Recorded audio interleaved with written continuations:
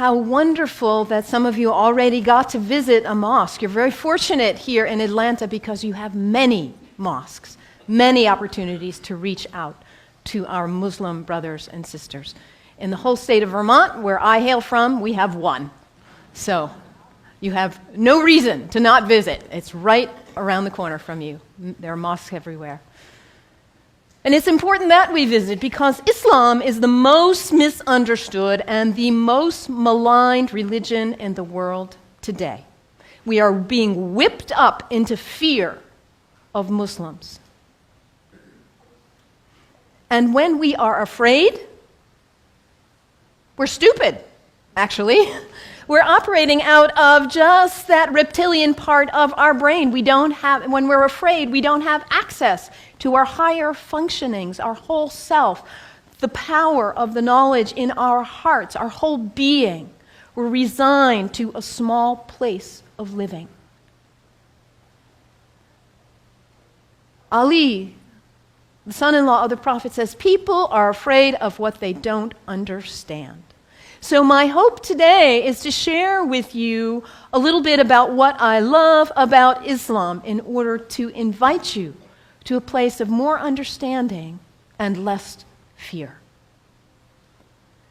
Islam is very practical. If you are looking for insights about how to live a good life, how to be a good person, Islam has wonderful gems to offer to you. One of the things I love most about Islam is that it invites us to be concerned about what is the most important thing in life. To get our priorities straight. What is it for you?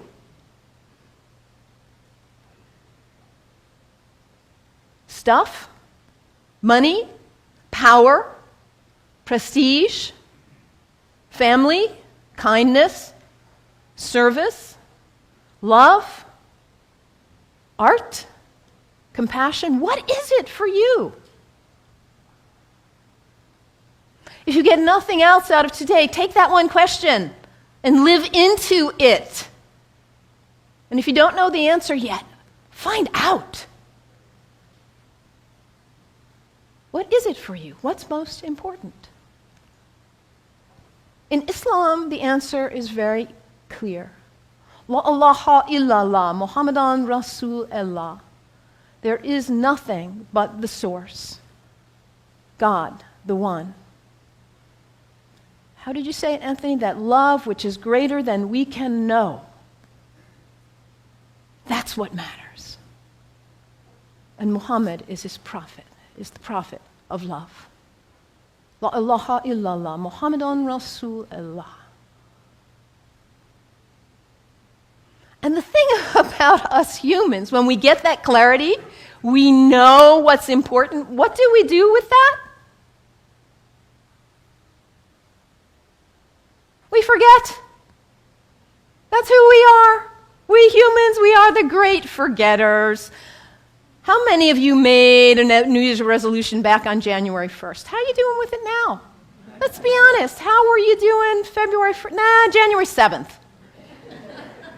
We get this high resolve and this clarity, and then we get caught up in all the distractions, all the things pulling our attention here and there, and we forget. That poet, Mary Oliver, says, what is it you plan to do with your one wild and precious life? What is it? In order to not waste our life, we need to regularly hit that reset button, come on back to center, to our heart, to what we know is really why we are here, what we know is really important. Regularly throughout the day, to stop and come back and say, well, let me check in and remember what matters so I don't waste my day or my week or my month or my life. And for Muslims, this is prayer, salat, It is the second pillar of Islam. The first pillar, la ilaha illallah, to know what matters. And the second pillar is to hit that reset button in order to regularly come back to center and remember what really matters. And for Muslims, this is not an activity in the head. It's an activity of the whole body. Allah Akbar, Allahu Akbar. Bismillah ar-Rahman ar-Rahim. Alhamdulillah, Rabbil Alameen. Ar-Rahman ar-Rahim. Malik Yawmiddin. Iyyak na'budu wa iyyak nasta'in. As-siratal mustaqim. Siratal ladhina an'amta alayhim. Ghayril maghdubi waladdallin. Amin. Allahu Akbar. Allahu Akbar. Allahu Akbar.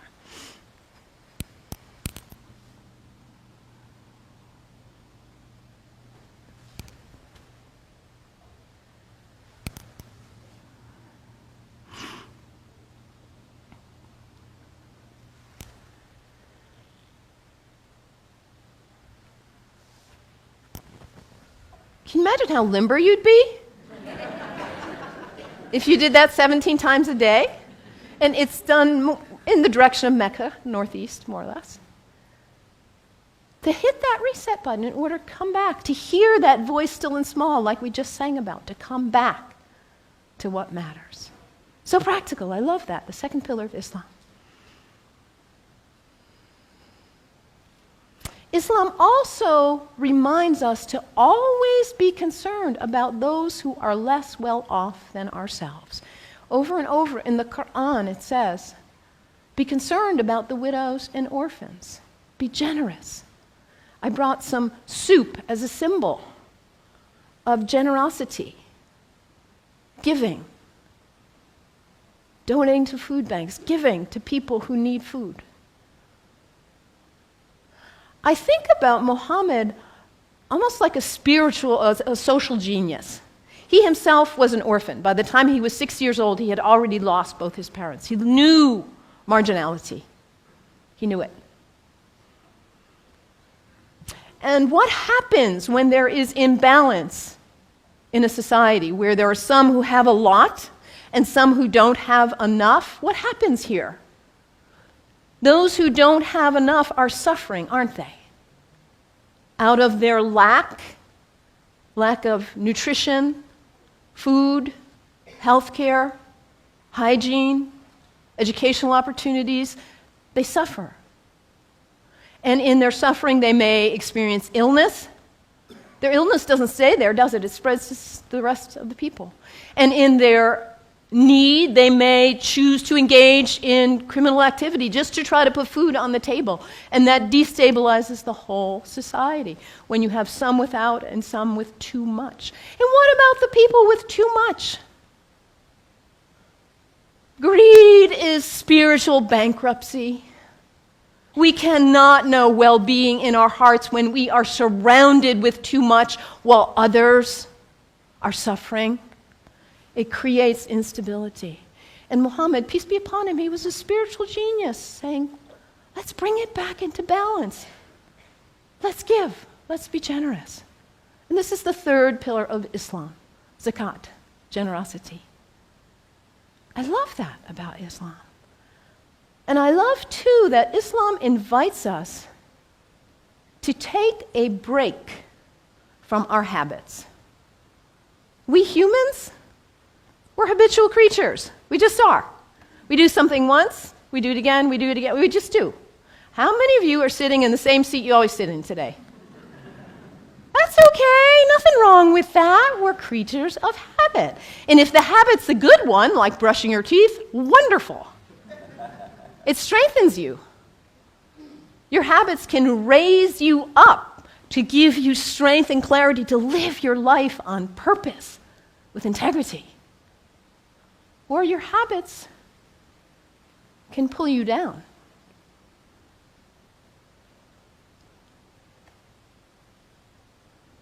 To take a break from your habits, because what happens when you try to take a break from your habit, when you try to stop reaching for whatever it is and you cannot?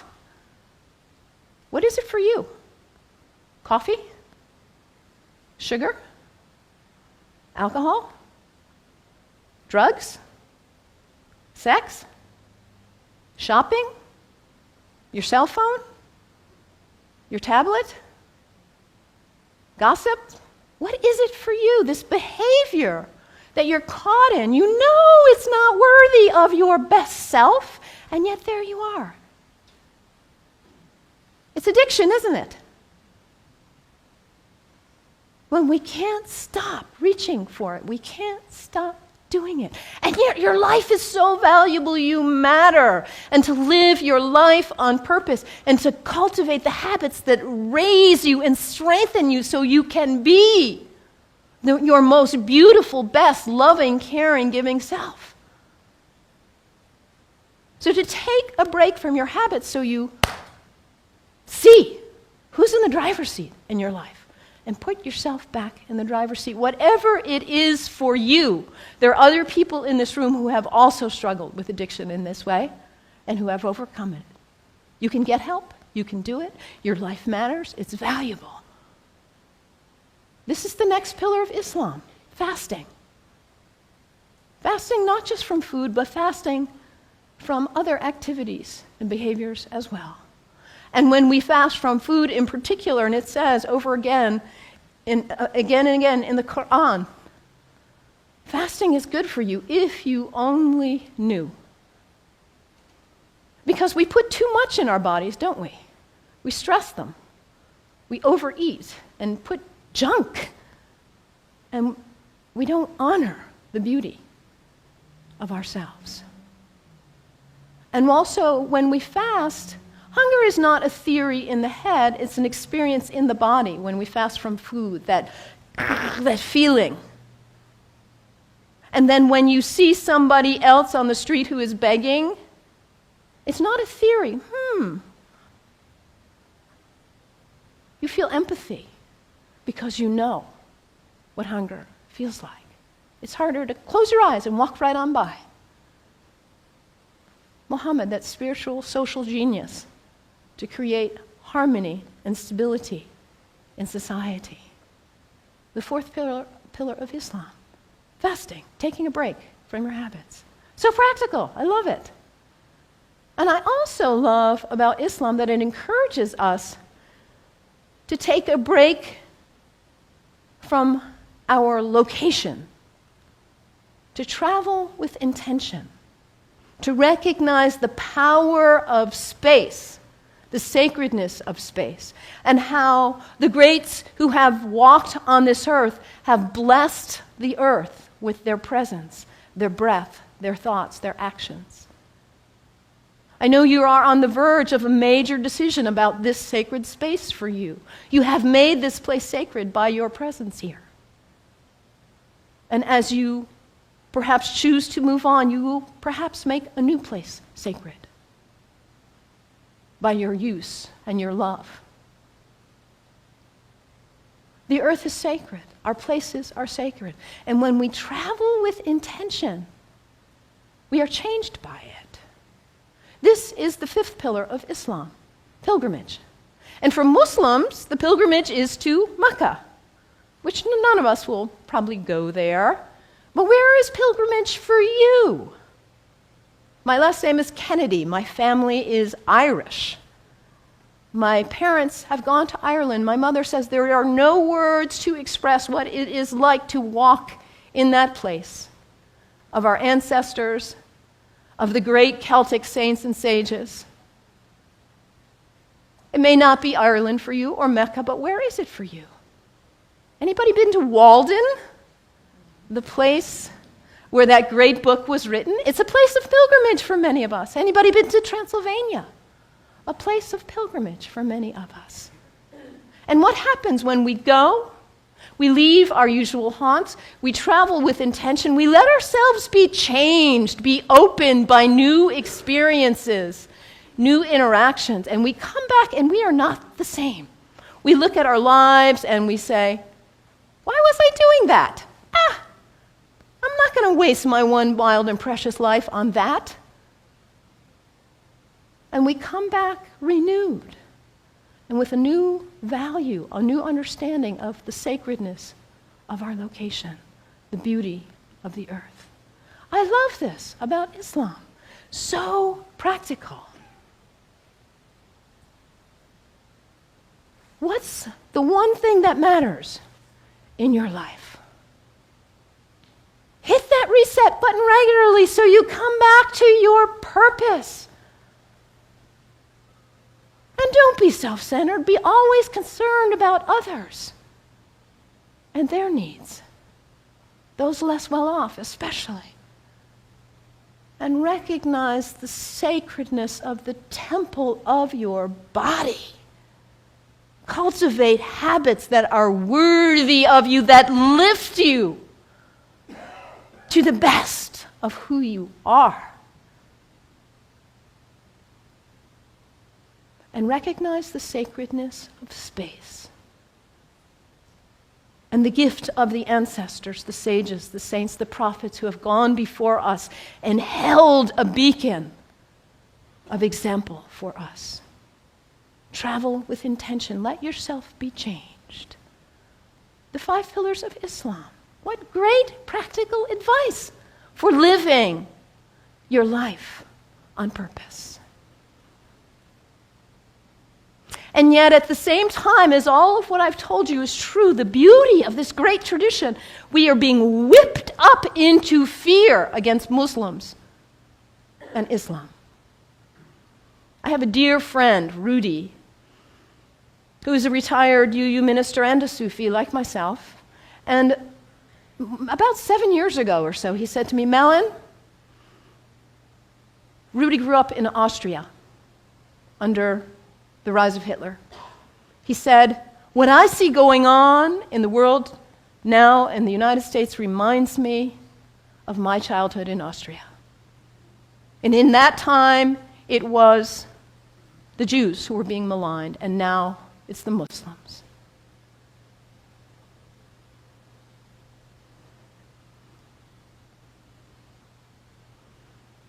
Hermann Goering, the right-hand person of Hitler, a Nazi. In the Nuremberg trials, he said something like this: the people do not want war. That's a given. But the people can be brought to the bidding of their leaders. It works the same in all countries, whether it's a dictatorship, a democracy, socialist, doesn't matter. All you have to do is convince the people they are under attack, make them afraid, condemn the pacifists for being unpatriotic, and the people will come to the bidding of their leaders. We're in the midst of such a time. People are afraid of what they don't understand. I implore you, do not fall for this ruse.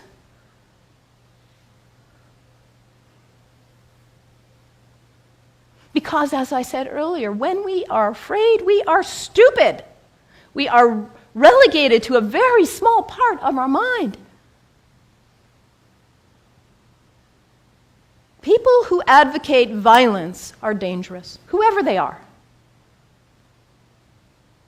Within Islam, guess what percent of Muslims, this is based on a Gallup study worldwide of Muslims, guess what percent of Muslims think violence is the way to go, is an appropriate response to what's going on? Less than 1%. This is really accurate social science research. And this less than 1% of Muslims who advocate violence are getting 75% of the media coverage. This less than 1%, yes, they are dangerous.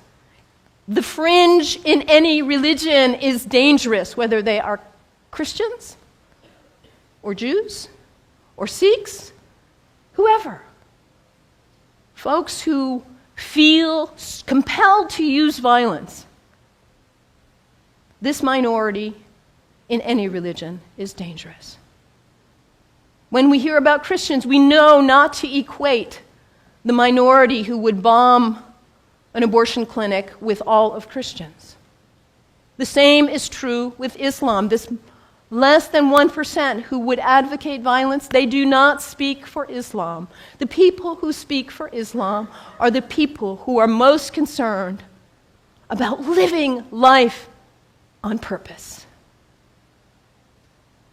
Not wasting your wild, precious life, but hitting that reset button, coming back to center. Being concerned about justice and everyone's needs. The true Muslims are the people who recognize the temple of the Holy Spirit, which is our body, and cultivate life and living and habits that are beautiful and worthy. The true Muslims are the people who respect the earth and the prophets from all traditions. So I implore you, you've got Muslim neighbors all around, go visit, make friends. Do not let yourself fall into this trap of being afraid of what you do not know.